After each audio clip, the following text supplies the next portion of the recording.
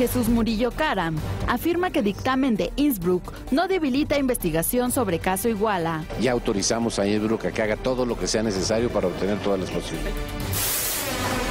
Gustavo Madero regresa a la presidencia nacional del PAN. Más de 200 policías evadieron exámenes de control de confianza por orden del ex edil de Iguala, José Luis Abarca. El presidente de Estados Unidos, Barack Obama, centra su discurso ante el Congreso en la desigualdad económica. We can't put the security of families at risk by taking away their health insurance, or unraveling the new rules on Wall Street, or refighting past battles on immigration when we've got to fix a broken system. Inicia en Davos, Suiza, el Foro Económico Mundial. ¿Qué tal? Muy buenos días, bienvenidos al Primer Café. Tenemos casa llena, mesa llena. ¿Cómo están? Juan Pablo, muy buenos días. Buenos días, Raimundo, buenos días. Paco,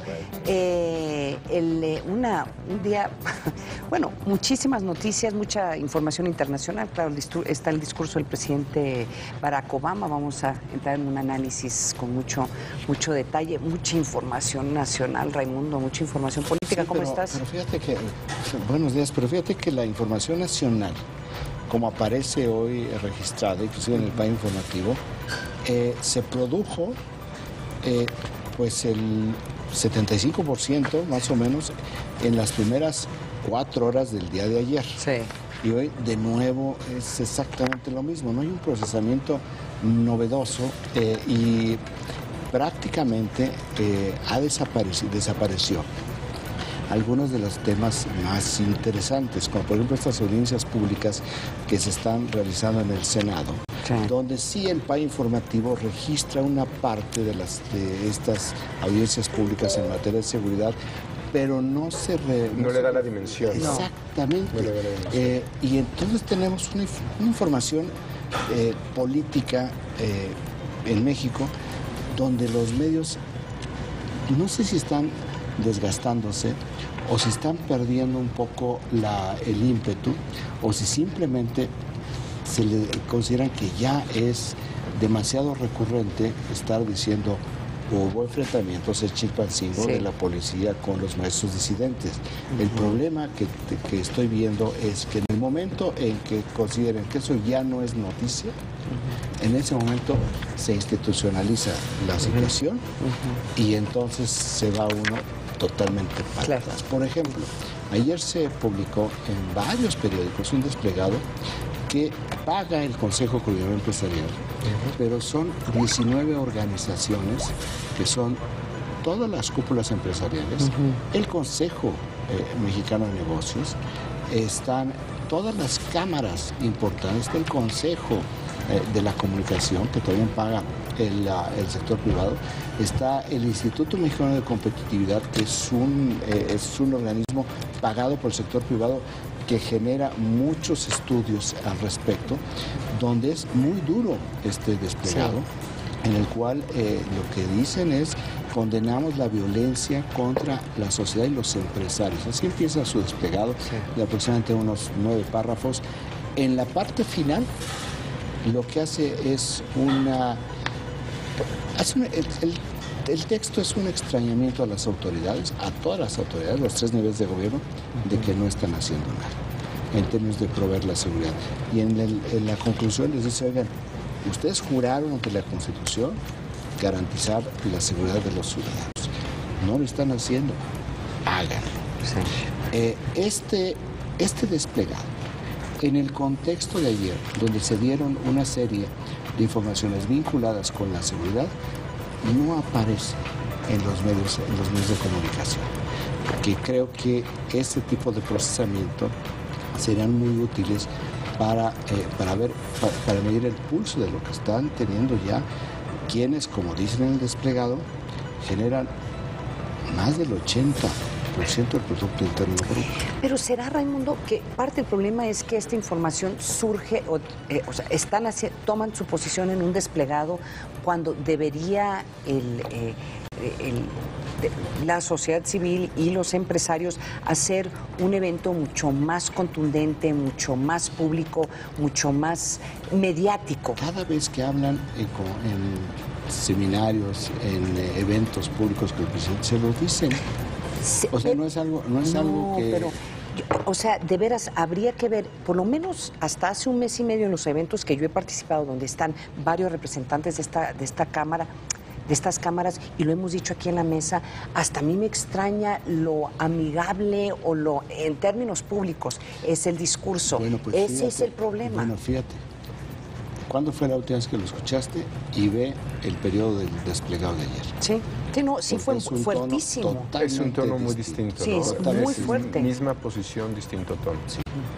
Pero, el fraseo. Es que la utilización de las palabras, la utilización de ciertos datos que aparecen, que los meten en el contexto, te cambia por completo. Pero no puedes no puedes tú tomar una posición en contra de las autoridades en desplegados. O sea, llega un momento en que tienes que hacer... No están tomando una posición en contra de las autoridades, aunque sea en contra de las autoridades. Están diciendo, oigan, la Constitución, ustedes juraron ante la Constitución hacer su trabajo.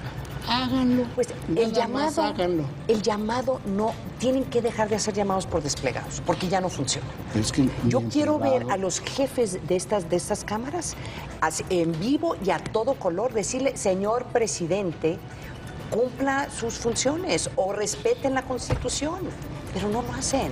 Pues se los dijeron en el desplegado. Sí, pero es muy diferente a que, o sea, en términos mediáticos y aún el impacto que tú tengas una persona de carne y hueso que lo esté haciendo. Yo creo que sí es probable que llegue ese momento. Sí.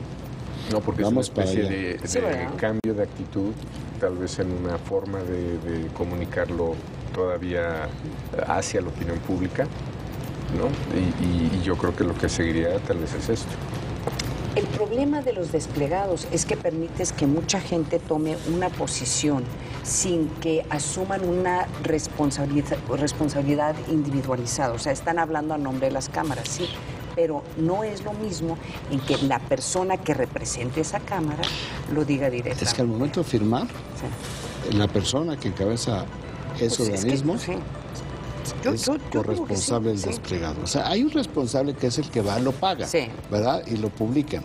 Pero está ahí claramente, están las siglas, están los logotipos de todas estas organizaciones empresariales, y ahí, cuando menos, 16 jefes de estas cámaras u organizaciones son los que dan la cara. O sea, el desplegado también tiene un simbolismo, ¿no? También, en cierta forma, la comunicación y el hecho de utilizar este tipo de medios, más allá de salir... Para hacerlo de una manera más masiva, digamos. Más masiva, pues un poco para que esté todo lo que ellos tienen que decir sin que haya una edición de sus palabras, ¿no? Por eso sí me parece que no entiendo por qué no está registrado. No entiendo por qué no hay una secuela sobre los líderes, porque... ¿O por qué los medios no lo retomaron? Es una paradoja, porque al mismo tiempo, el cuarto tema del PAI informativo, que nos proporciona la agencia Inteligencia, que tiene 10%, registra ya el arranque de las audiencias públicas en el Senado sobre la inseguridad, que fue muy interesante, y esto es lo que registra el PAI informativo, donde los gobernadores de Morelos y Nuevo León, Rodrigo Medina y Graco Ramírez, junto con el jefe de gobierno del Distrito Federal, Miguel Ángel Mancera, hicieron una defensa del ejército, una defensa parafraseada de otra manera. Pero lo que dicen es, el ejército tiene que regresar a los cuarteles, tiene que salir de las calles, porque el debate sobre la seguridad pública se ha politizado y está desgastando a las Fuerzas Armadas. Las Fuerzas Armadas, me parece que tienen absolutamente toda la razón, son entrenadas para la defensa de una nación. Eso es lo que hacen las Fuerzas Armadas. Entonces, su disciplina, su entrenamiento, su doctrina es de combate, no es de prevención control, y de seguridad pública. O de control de masas. Al llevarlos a las calles, están constantemente enfrentados con una comunidad, constante, de manera natural. Tú no le puedes pedir a un futbolista que juegue béisbol igual. O sea, no hay manera, están entrenados de otra forma. Entonces, lo que dicen es, no podemos seguir desgastando a la institución más preciada que tenemos. Y la última instancia de un país para enfrentar temas de seguridad. Ahora es interesante las autoridades a las que te refieres, yo creo, porque si lo ves del lado de la opinión, es muy distinta la posición del gobernador de Nuevo León a la que tiene actualmente el gobernador de Morelos. Claro. Es decir, que lo diga el gobernador de Nuevo León con una policía que tiene niveles de reputación de 70-80%, a que lo diga un gobernador que tiene problemas con su policía todavía, digamos, está en un proceso. Y aún así, dicen, hay que sacar al ejército.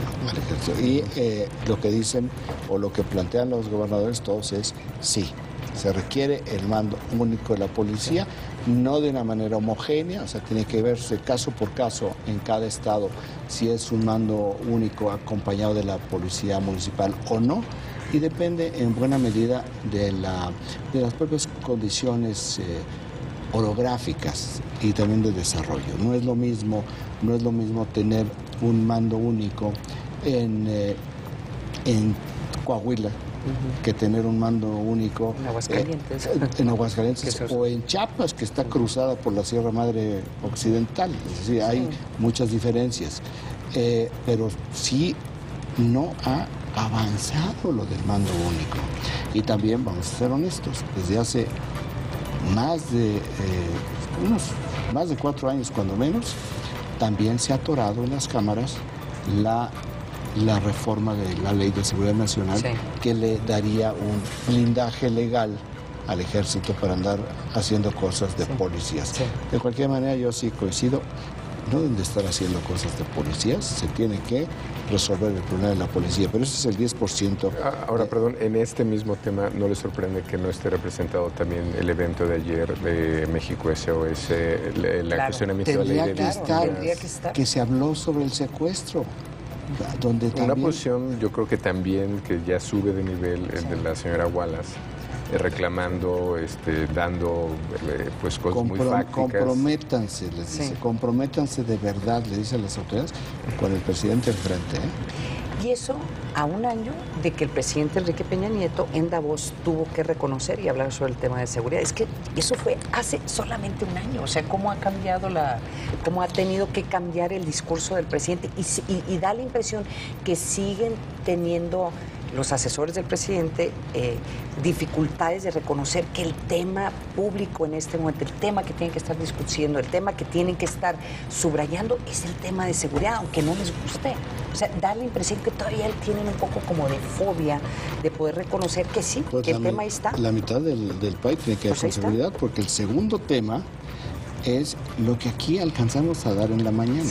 Es el informe del laboratorio forense en Innsbruck, donde pues no hay suficiente posibilidad para que los 16 restos puedan dar el ADN de los normalistas de Ayotzinapa. No se sabe de 17 restos que envió la Procuraduría General de la República a Innsbruck para poder determinar si pertenecían o no a los normalistas de Ayotzinapa. Solamente uno resultó positivo y el resto ni siquiera no es negativo. El resto es, no hay manera de que en las condiciones en las cuales llegaron estas pruebas haya forma de poder determinar nada por el deterioro de las pruebas. Pero hay alguna alternativa, tú lo señalabas ayer, ¿no, Juan Pablo? Que todavía hay alguna...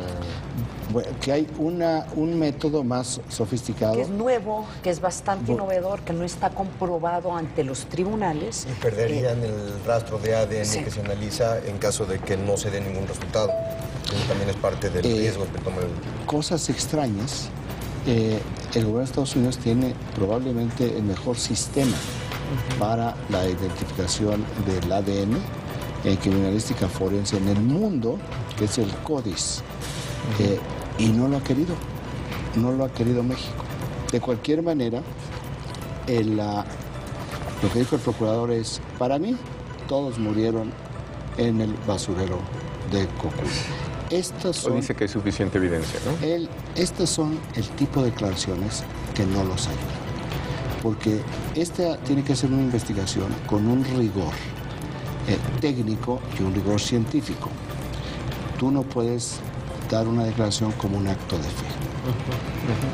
Entonces, no hay manera No hay manera porque esto se te cae ante cualquier análisis objetivo, no pasa eso. Toda proporción guardada es como el suicidio de alguien que no tiene pólvora en la mano. Como lo que está sucediendo. Como lo que está pasando en Argentina, exactamente. Sí, claro. ¿Cómo le hizo para suicidarse con una pistola si no da la prueba de radisonato, ¿verdad? De los rastros Y de tratan polvo. de dar algunas explicaciones científicas, pero pues, Por está ejemplo, cuestionando. ese tema no está incorporado, no viene en el país informativo. Es el tema que está sucediendo en Argentina del fiscal. Es decir, hoy no vamos a hablar del PAI. Vamos a hablar lo que no hay en el país. Lo que no existe en el Porque PAI. es increíble. Lo que está sucediendo en Argentina, que no lo estamos registrando, porque tienen una crisis al gobierno de Argentina, en una crisis política. Está en una crisis económica y viene una crisis política, porque este fiscal aparece muerto el mismo día que iba a aportar pruebas. A horas de aportar pruebas de que el gobierno del presidente Néstor Kirchner, ya muerto, esposo de la presidenta Cristina Fernández, habían tenido que ver con un atentado muy espectacular en la estación mutualista israelita en Argentina, más de 80 muertos hace ya casi 20 años y aparece muerto. Bueno, pero respondiendo a la crítica de Paco, el primer tema en el PAI informativo de la agencia Intelligence, 36%. Gustavo Madero, como el PRD en Guerrero, dice, pues aquí no pasó nada. Eso se merita PAI. Eso sí. Y regresa a la dirigencia del PAN. Ayer se anunció, hay una serie de ajustes donde va Gustavo Madero de regreso al PAN, ya tiene garantizada la diputación plurinominal, esa va a entrar a la Cámara de Diputados caminando para atrás sin ningún problema, no tiene que hacer campaña, va a manejar el partido de donde había salido para hacer esta campaña, esta pre-campaña para la diputación plurinominal. De esta manera, el que estaba como sustituto de él, Ricardo Anaya, se va a la coordinación de los diputados en San Lázaro.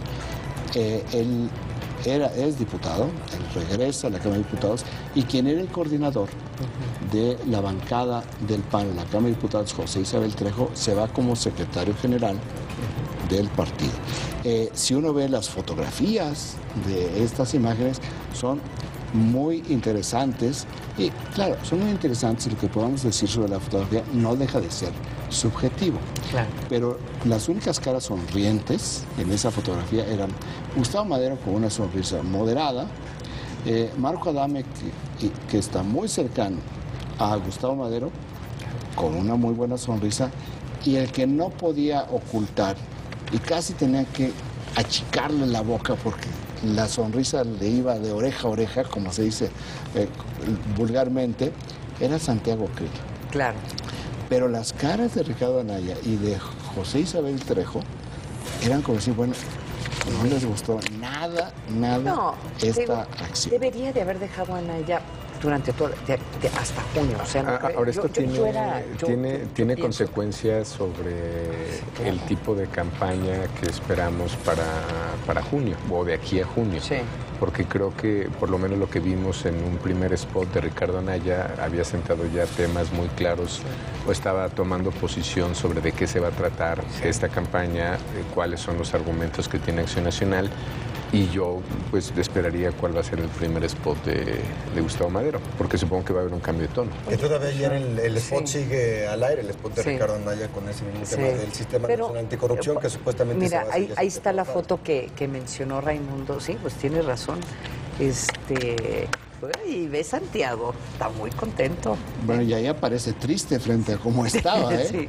Pero fíjate, ahí no sé, lástima, hay unas fotos de frente, donde se ve al diputado Trejo, que es el primero a la izquierda, y al diputado Anaya, se les ve desencajado. Es que da la impresión, yo voy a hacer también un comentario muy subjetivo, da la impresión que, lo voy a decir, que Gustavo Madero siente que tiene que regresar porque Anaya tal vez ya le estaba agarrando demasiado gusto a la silla del presidente y lo estaba haciendo muy bien considerando la crisis que está viviendo el PAN. Entonces como que da la impresión que dijo Gustavo, no, mejor me regreso porque si no empiezo yo a perder cierto control ante un político joven muy talentoso, en donde empieza a ejercer un liderazgo, no te digo diferente al de Gustavo Madero, pero claramente un liderazgo por su propia cuenta, ¿no? Entonces, a lo mejor,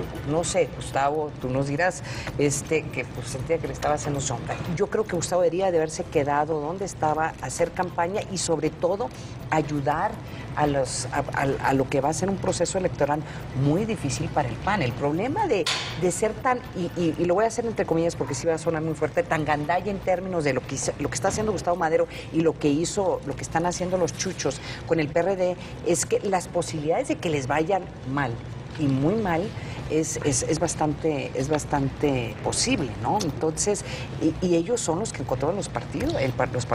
11% de los impactos lo tiene una vez más el petróleo mexicano, que cumple su octavo día por debajo, la mezcla del barril mexicano por debajo de los $40. En este caso ya bajó de $39. Esto no es un fenómeno mexicano. Los crudos de referencia en el mundo, que son el Brent, que es del Mar del Norte, y el West Texas Intermediate, también están por debajo de los $47. Pues sigue la caída de los precios de petróleo. Todavía, por lo que se ve, no toca fondo. Bueno, ahí está el PAI informativo de la agencia Intelite. Nos vamos a un corte, no se vaya.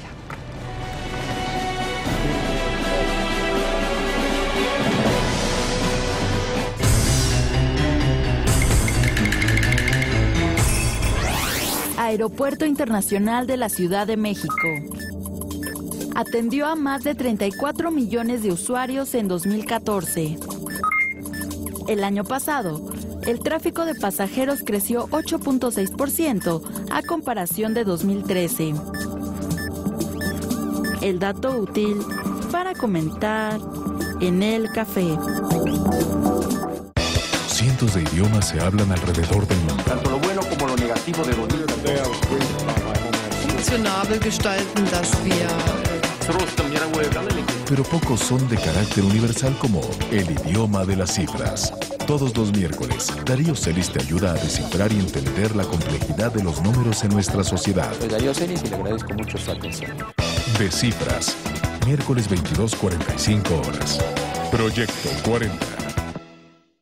Empieza el año ahorrando. Obtén un descuento del 8% en enero o 5% en febrero a tu pago anual del predial 2015. Puedes pagar a meses sin intereses o con puntos acumulados. Informes con Tributel 5588-3388 y www.finanzas.df.gov.mx. Secretaría de Finanzas. Gobierno de la Ciudad de México. Pasan los años y la historia se repite. Pero no, lo que se repite son los errores. En cambio hay cosas que no solo se repiten, siguen siendo lo mismo. Nos dicen que la economía va mejor. Pero a ti, ¿por qué no te alcanza? También nos dicen que la seguridad es un hecho. Pero ¿por qué nos faltan 22,000? En el PRD somos muy conscientes de lo que no funciona en México. Por eso, tu voz es nuestra voz.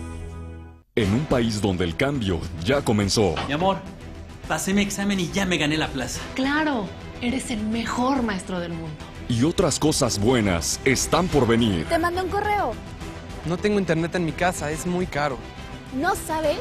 Ahora el internet va a ser mucho más barato. ¿Qué te parece llamar sin pagar la larga distancia nacional? Muy bien, para poder hablar diario. Pronto, muy pronto, vas a disfrutar más tu vida. Y todavía hay más. PRI. México no va por el camino correcto. Está herido por la violencia, manchado por la corrupción, detenido por la economía. Necesitamos cambiar el rumbo con nuevas ideas. Aumentemos el salario mínimo, es lo justo. Metamos a los corruptos a la cárcel con el nuevo sistema anticorrupción. Cambiemos el rumbo con nuevas ideas. Y que nadie nos diga que no se puede. Claro que podemos. ¿A poco no? Ricardo Anaya, presidente nacional del PAN. Bueno, tío, soy Juan, tu sobrino. Le hablo rápido porque desde larga distancia. Hola, Juan. ¿Me pasa mi mamá, por favor? Antes en México se pagaban altas tarifas de larga distancia, lo que representaba un pesado gasto para las familias. Oye, se te extraña, espero ya... Ahora, gracias a la reforma en telecomunicaciones, las llamadas de larga distancia se pagan como locales y se garantiza una mejor calidad en el servicio telefónico. Esto es la reforma en telecomunicaciones en acción. Mover a México, Gobierno de la República. Jorge Fernández Menéndez, Viviana Belsazo. Solo dos grandes periodistas con una amplia trayectoria podrían confrontar a los rostros del poder. ¿Qué hacían los jóvenes del primer ingreso de la normal de Ayotzinapa a 200 kilómetros de su escuela? ¿Qué pasa cuando de repente ha habido muchas marchas, muchas manifestaciones, por supuesto legítimas, pero ha habido otras donde el objetivo es atacar a los policías? En el poder y en la política, todo, absolutamente todo, es personal. Lunes a viernes, 21 horas. Proyecto 40.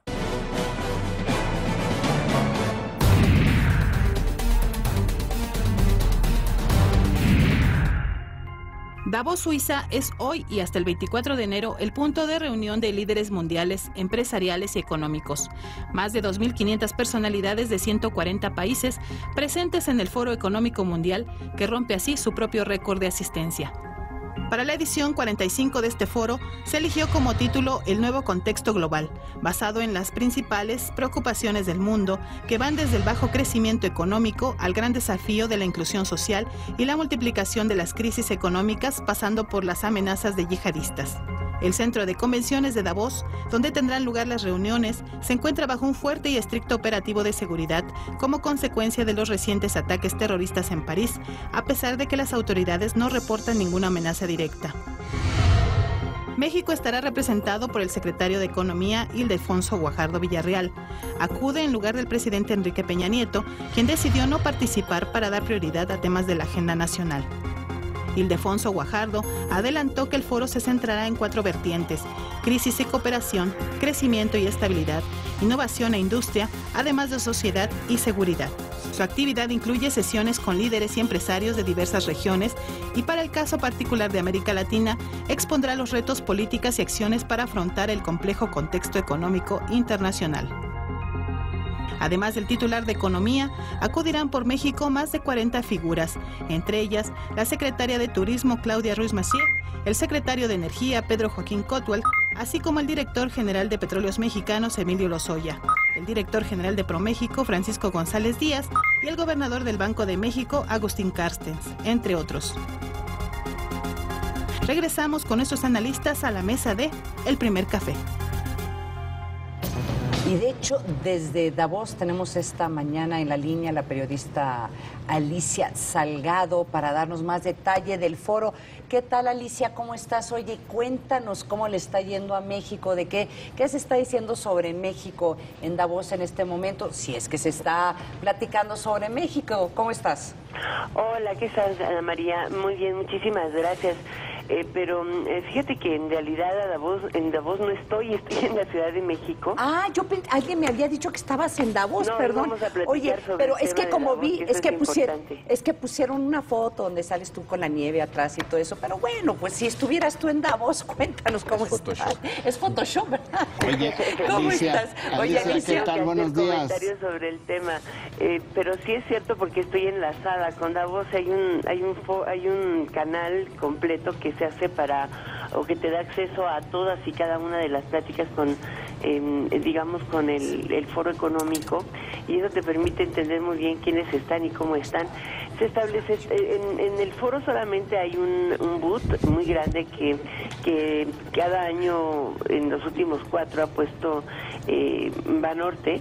Y perdón el banco que lo diga, pero es que sirve para, digamos, como oficina de todo mundo en México. Entonces, sabes quién llegó y quién está y hacia dónde van.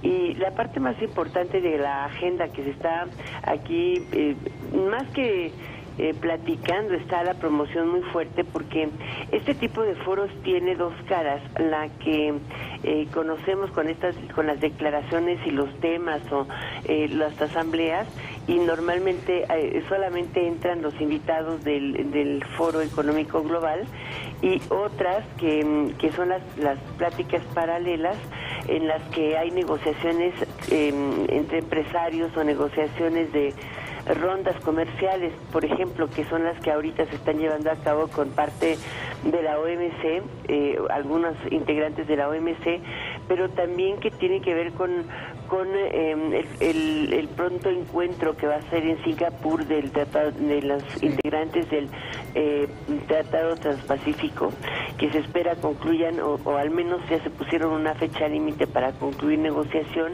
en la reunión de jefes de Estado, que sería a finales del mes de mayo. Este es uno de los foros importantes, pero el debate tiene todas las caras y se ha comentado mucho la ausencia del presidente de México. Sin embargo, hay solo 17 jefes de Estado, normalmente hay 40 jefes en Davos, y hoy sí hay una cantidad importante de empresarios, pero digamos que no hay muchos, ¿cómo le llaman? Top for Fortune, y tampoco hay una importante cantidad de empresarios de los que se conoce como Forbes o supermillonarios, ¿no? Los temas, y el tema yo creo que más importante, en el que también va a estar el gobernador del Banco de México, es uno de los temas como más cruciales, que es el relacionado con el qué va a pasar después del retiro de la política monetaria tan laxa y poco ortodoxa que se ha seguido en los países avanzados para impulsar a sus economías y salir de la crisis. Y la segunda es la crisis de liderazgo compartido que tienen todos los participantes, la mayor parte de los países se está enfrentando, no solamente el liderazgo global, sino liderazgos nacionales, o los temas relacionados con la globalización de las acciones de crimen, entre las que lo mismo se trata el tema de los secuestros de barcos en la costa de Somalia, que el problema del narcotráfico que corre desde Sudamérica hasta los Estados Unidos, atravesando, claro está, por México, o los elementos anticorrupción, o los temas de anticorrupción que se han puesto sobre la mesa de una manera importante, como uno de los grandes desafíos de ese liderazgo, tantos nacionales como regionales como globales. Creo que este es uno de los puntos. El otro que también está muy presente, de hecho estará Hollande aquí en un ratito más hablando sobre la problemática, y también a Merkel, es el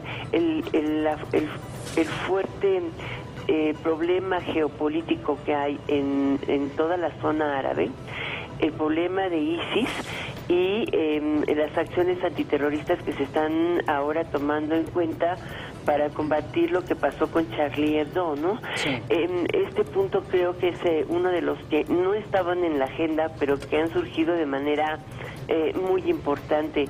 Y pues por lo demás son los mismos temas de siempre, ¿no?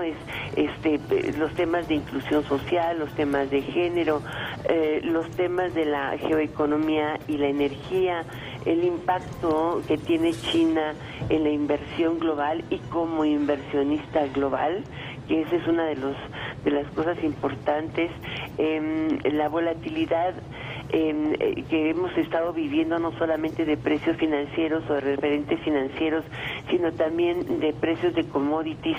Es uno de los foros en los que participa pues la mayor parte de los globales, digamos, de los líderes globales de organizaciones internacionales y también instituciones financieras, y la pregunta que se han hecho, y que de eso sí te puedo dar cuenta, Anita, es el cómo se ha afectado fuertemente la manera de hacer negocios después de la crisis, porque hoy, al menos en los países avanzados, no solamente que ha cambiado la manera de hacer banca con la regulación que se ha impuesto, sino que se exige mucho más el cumplimiento de requisitos y de garantías a las instituciones de crédito para dar y prestar no solo a individuos, sino también a empresas.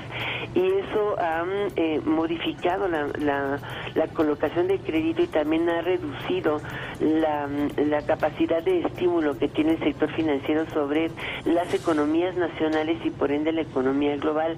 De hecho, aquí ayer estuvo el CEO de HSBC comentando ampliamente, Stuart Mill, que él consideraba que mientras continúe la sobreregulación o el extremo de regulación y la injerencia de los políticos, digamos, en estos temas, pues va a ser muy difícil que se regrese a prestar tan activamente, porque hoy los bancos, y prácticamente esa fue la conclusión de 17 CEOs globales, hoy los grupos financieros y los bancos en todos los países tienen que enfrentar un hecho que es notable, que se les ha incrementado en más del 50% las necesidades de constituir capital o destinar personal o hacer todo un sistema y utilizar los sistemas para el cumplimiento normativo que se ha creado después de la crisis y que parece no parar y no tener imaginación. Sin embargo, la crisis fue tan fuerte que evidentemente todavía hay muchos reclamos de que esto continúe y que haya sancionados efectivos, porque dicen que no dejan de ser pájaros de segunda mano, ¿no? Alicia. Sí, te saluda Raymond, ¿cómo estás? Muy buenos días. Oye, fíjate que me llamaba mucho la atención que haya ido como representante del gobierno mexicano Ildefonso Guajardo, el secretario de Economía, porque realmente sí tiene que ver con economía, pero una de las cosas más importantes que está viendo, supongo que estará viendo en estas reuniones estos días, es lo que viene reflejado en este informe que saca el Foro Mundial Económico de Davos cada año, que le llaman el Global Risk, que es como un mapa de riesgos. Y leyendo el Global Risk de este año, establece algo que tú mencionabas como el gran tema, el terrorismo. También habla de China, por supuesto, y habla del problema del petróleo. Y que, es decir, los temas realmente que podría tratar el secretario de Economía no están. Sí están los temas energéticos, y el director de Pemex, Emilio Lozoya, no sé si ya llegó o va volando hacia Davos para, pues, te pregunto, para hablar, bueno, sí va a hablar con todos aquellos presidentes de las compañías petroleras con los cuales ya tiene cita. Tengo entendido que tiene una cita aproximadamente cada media hora allá en Davos, pero te pregunto a ti si tú ves en este momento condiciones para que el director de Pemex pueda rescatar buenos precios para la ronda 1 de la reforma energética.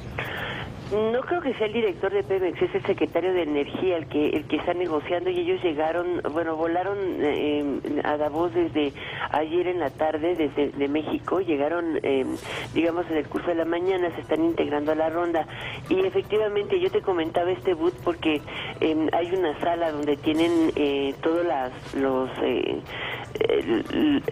pactados todos los meetings, que son prácticamente rondas directas, tanto con inversionistas como con empresas y en algunos casos con ministros de energía. Hay una plática muy grande que es con todos los países árabes, pero también con inversionistas en el tema de energía, que se está llevando a cabo en la mesa 7 o en el uno que le llaman la parte central del Congreso, que es el Salón Wisdom, y ahí es donde se va a tener este tipo de encuentros. Pemex va a promover su empresa pública del Estado y la CFE igual. Pero, y esto con el tema de la ronda 0 y con la presentación de la reforma, esto ya se hizo el año pasado. En realidad lo que se va a hacer hoy es presentar las formas de ejecución. Lo que sabemos es que en muy poquito tiempo, probablemente un par de meses, se debe a conocer ya qué tipo de asociaciones busca Pemex y con quién y cómo se va a licitar los 10 proyectos o 14 que se estaban contemplando para que Pemex vaya en asociación y no se cancele con ninguno. Creo que al final de cuentas lo están utilizando como un termómetro muy claro de qué es lo que se puede hacer. No está, por ejemplo, el secretario de Hacienda, pero sí vino uno de los representantes más importantes de la Secretaría, que es el subsecretario de Hacienda y que tiene que ver con todo este tema de la negociación en materia de inversiones, que es Mesmacher, el subsecretario de Ingresos, que ha estado trabajando de cerca, muy de cerca, tanto con los directores de las empresas públicas como con todo el equipo de la Secretaría de Energía que viene encabezando Pedro Joaquín Codwell. Y tienes toda la razón. Tal vez la única diferencia es que la Secretaría de Economía emitió un boletín muy claro diciendo vamos allá y vamos a hacer esto, y en la Secretaría de Energía ese boletín o esa comunicación no se ha dado. Sabemos que está allá, digamos. Igual pasa con la Secretaría de Turismo.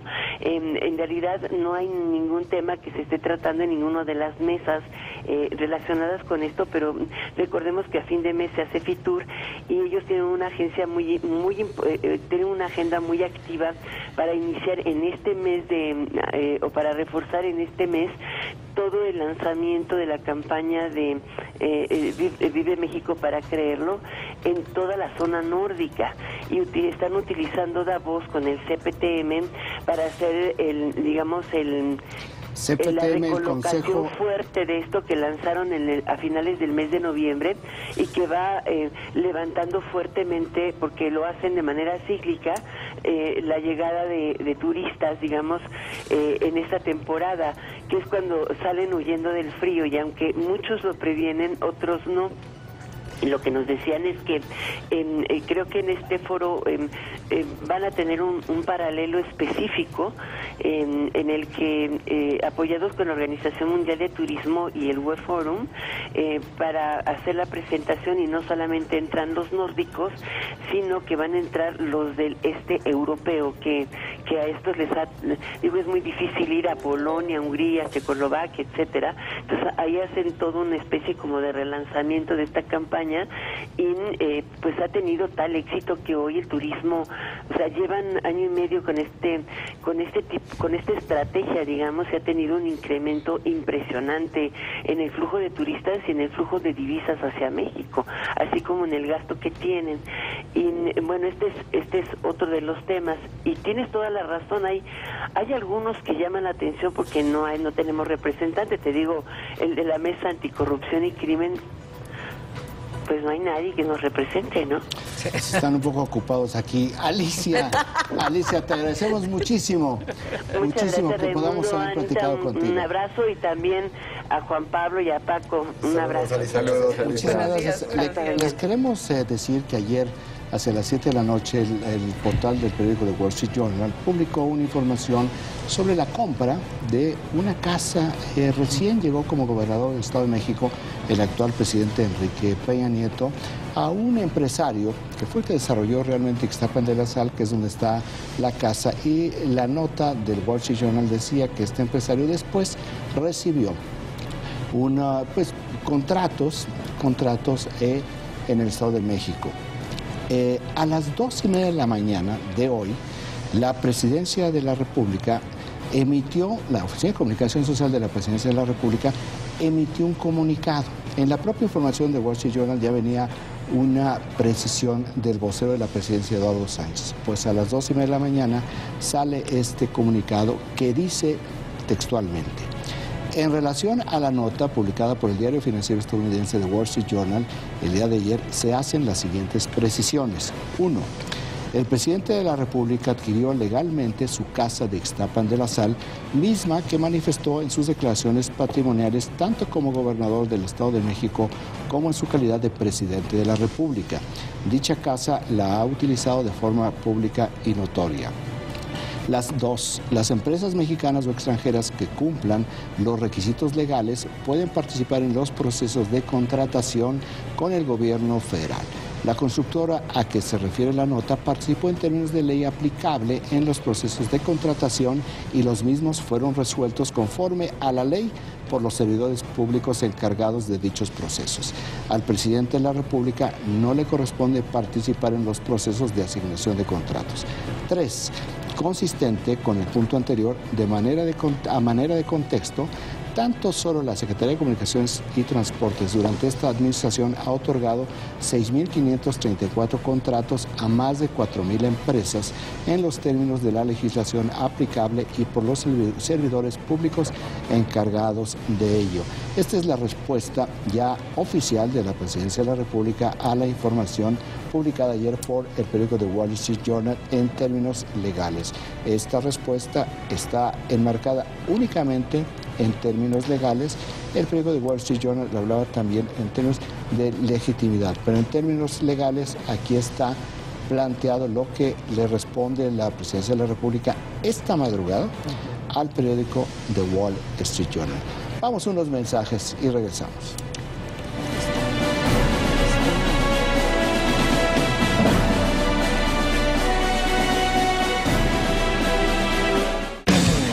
Es Mohamed Ali, posiblemente el mejor boxeador de la historia. Por esa razón, el recuerdo de sus peleas siempre será tan valioso como sus pertenencias. ¿Qué tenemos aquí? Aquí tengo a Mohamed Ali y Leila Ali, los pares de guantes de padre e hija. Tener estos juntos es muy inusual. Me gustaría venderlos. ¿Cuánto quieres? Yo calculo que vale un par de miles.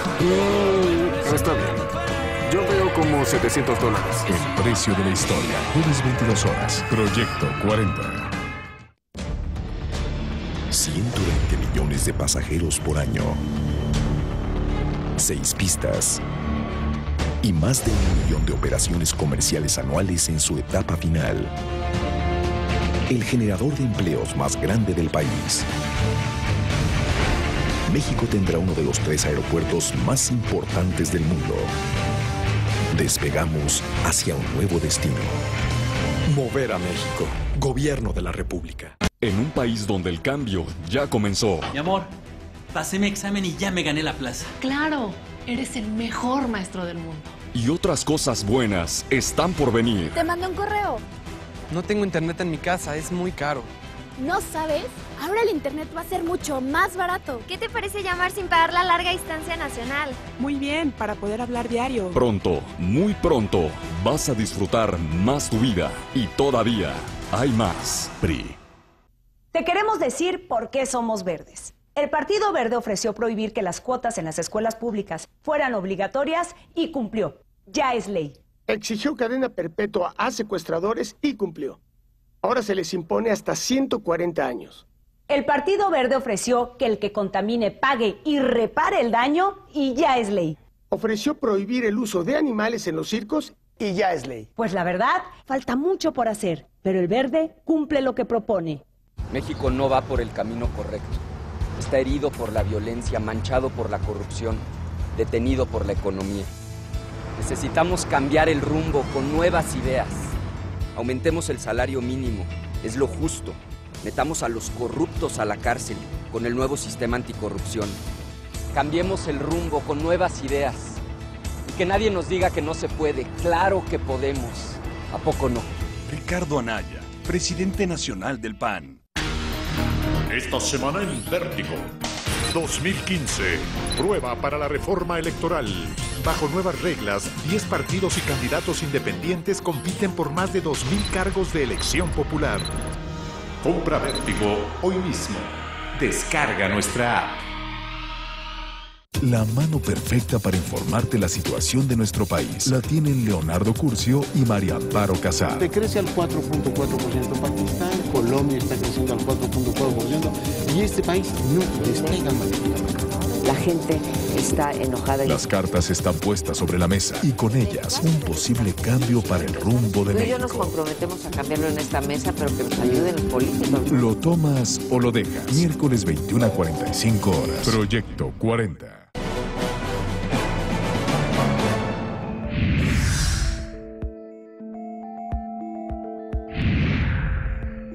El presidente de Estados Unidos, Barack Obama, pronunció el mensaje más esperado del año frente a un Congreso adverso de mayoría republicana emitió su séptimo y penúltimo discurso del Estado de la Unión. El primer tema que abordó fue la recuperación económica de su país. El mandatario estadounidense destacó los niveles de generación de empleos. Nuestra economía está creciendo y creando empleos al ritmo más rápido desde 1999.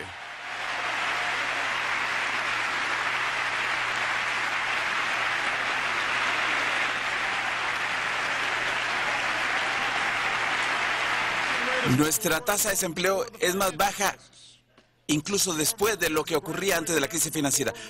Obama también mencionó las medidas para combatir la desigualdad. Habló sobre la propuesta de incrementar los impuestos a los más ricos e implementar mecanismos para favorecer a la clase media.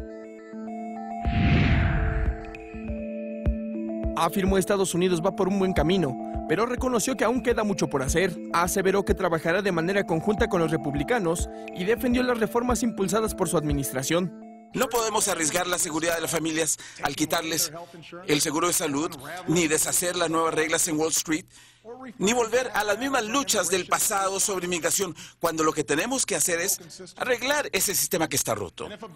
Y si llega a mi despacho un proyecto de ley que pretende hacer cualquiera de estas cosas, lo voy a vetar.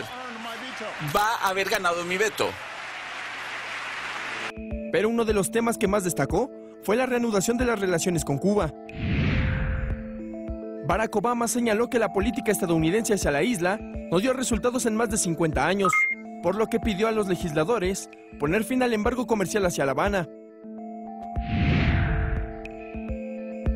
Sobre la relación de Estados Unidos con otros países, mencionó las sanciones impuestas a Rusia por el conflicto de Ucrania y la lucha que este país y sus aliados mantienen contra el terrorismo. Por eso el presidente Obama solicitó al Congreso autorizar una nueva base legal para usar la fuerza como parte del combate al Estado Islámico. Regresamos con nuestros analistas a la mesa de El Primer Café. Antes de entrar sobre lo que dijo Barack Obama, yo quisiera comentar brevemente cómo lo dijo. Qué forma de dar un discurso, ¿sí? Se hicieron muchos comentarios de cómo... que hizo tres cosas con este discurso. Dio un discurso en donde crea esperanza, ¿sí? Dio un discurso en donde demuestra que tiene mucha confianza él en su capacidad de liderazgo y de poder llevar poder liderar Estados Unidos en los siguientes 2 años, y que él también puede y tiene la capacidad, con este discurso y la forma que dio el discurso, de que tiene la capacidad de poder trabajar con un Senado y un Congreso de los Estados Unidos que le van a tratar de hacer la vida imposible. En términos de intención. En términos, digamos, sí, su intención. Sí. Entonces, en ese sentido, yo creo que fue muy, muy exitoso. Le recordó a los republicanos que él alguna vez fue senador y se refirió al discurso del 2004 en Boston, en este discurso famosísimo, que es cuando él salta a la escena nacional con no somos una nación de estados, somos una nación de los Estados Unidos de América.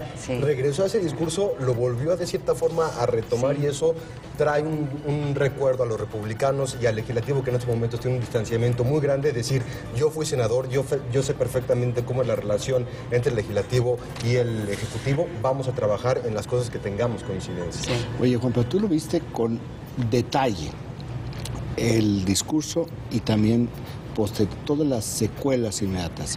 ¿Qué tipo de reacción hubo posteriormente al discurso cuando él les dice, demos vuelta a la página?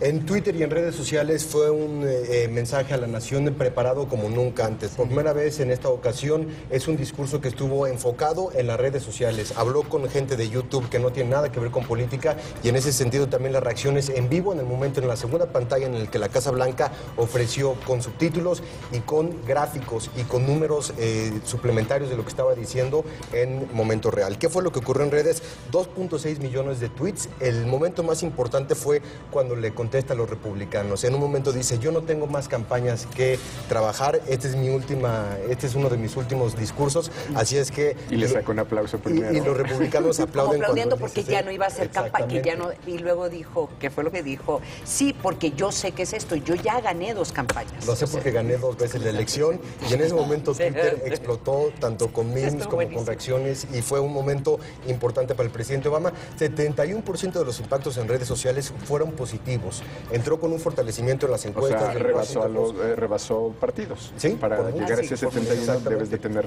republicanos ahí. Exactamente. ¿Tú anticipabas cuáles iban a ser los ejes rectores del discurso? O sea, ¿se confirmaron?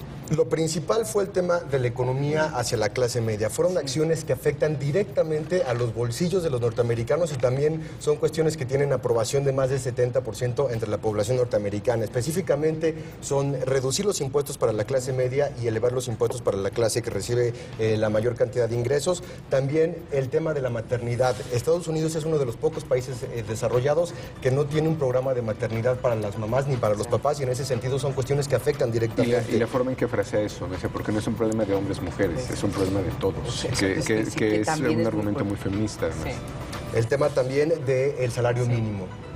Insistió mucho en el tema del salario mínimo, no se metió al tema de la política exterior como se pensaba, eso sí fue un punto importante. Lo que está ocurriendo con ISIS, lo que está ocurriendo con Irak, lo que está ocurriendo con todo el tema del terrorismo. Dijo un par de cosas, pero no se metió. Sobre todo el tema de ciberseguridad y lo que implica para Estados Unidos en esta nueva época, las propuestas que va a hacer el de banda ancha y que el Congreso también lo apoye con nuevas leyes para poder blindar a Estados Unidos de este tipo de ataques y este tipo de hackeos. Fue muy importante el tema de economía. De hecho, sí hizo un comentario sobre Cuba, que creo que es importante que se recalque porque eso tiene impacto en la política exterior mexicana. Veamos lo que dijo. We are ending a policy that was long past its expiration date.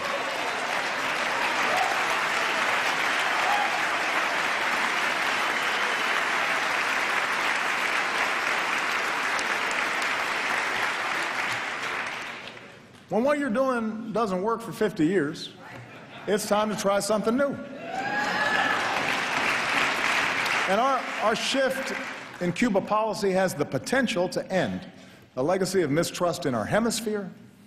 It removes a phony excuse for restrictions in Cuba, stands up for democratic values, and extends the hand of friendship to the Cuban people. And this year, Congress should begin the work of ending the embargo.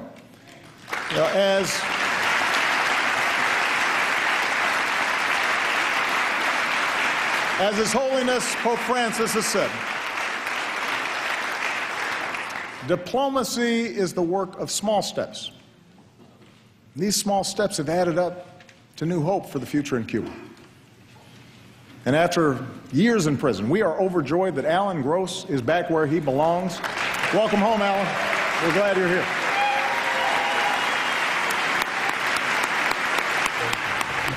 Oye, a mí lo que sí me sorprendió es que en verdad mencionó el tema migratorio y lo que ha hecho él en sus decisiones ejecutivas o sus órdenes ejecutivas, pero no habló sobre él, o sea, ni siquiera creo que dijo la palabra migración. No, simplemente les pidió a los republicanos, si tienen ustedes algún plan mejor que lo que yo estoy proponiendo, adelante, los espero en mi escritorio y si es mejor, yo lo voy a firmar, es decir, pasándole la bola a los republicanos, entendiendo que viene muy fortalecido con la comunidad latina a partir de las acciones ejecutivas. Un tema muy importante y un planteamiento que hace el presidente Barack Obama hacia los 15 años, fue un parteaguas con respecto a lo que ha ocurrido desde el 9/11 con la economía y con el combate al terrorismo. Él dijo, esa época ya terminó. En cuestiones económicas hemos superado el tema de lo laboral, el tema de la recesión, estamos empezando a crecer y en términos del terrorismo la lucha ha cambiado.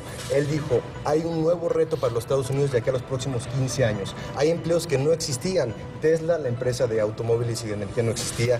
Facebook no existía. Google no existía. Y por eso la relación con el tema de dar Community College, esta universidad comunitaria, gratuitamente por los primeros 2 años para la gente que trabaja y tenga buenas calificaciones. Dice, necesitamos nuevo entrenamiento, nueva mano de obra para trabajos que no existían hace 10, 15 años y Estados Unidos tiene que ver hacia adelante, no puede estar viendo hacia el pasado y creo que dentro del planteamiento que hizo económicamente y este tema también de la nueva mano de obra y el nuevo entrenamiento para las nuevas tecnologías será fundamental para el legado del presidente Barack Obama, así como también la política exterior a la que se refirió Rusia, ébola, ISIS, Putin, Asia, y un tema muy importante que parece haber coincidencias entre republicanos y el presidente Barack Obama es el tema de los tratados y el trade, como le dicen. ¿Dirías que fue histórico tanto por la forma como por contenidos? Creo es decir, que, todo el tema de redes sí. No tiene precedente. Creo que sin un anuncio importante, creo que el discurso como tal y en la posición en la que viene el presidente Barack Obama hará uno de los más importantes. Y la Casa Blanca jugó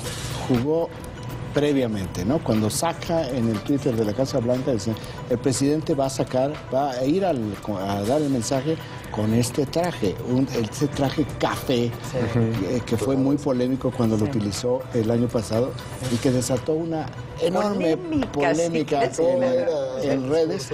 Y bueno, yo le preguntaba a Juan Pablo, ¿y de qué color fue? Ya lo vimos, azul marino, como siempre van los presidentes de Estados Unidos. Con eso nos vemos de nuevo aquí mañana, aquí en El Primer Café.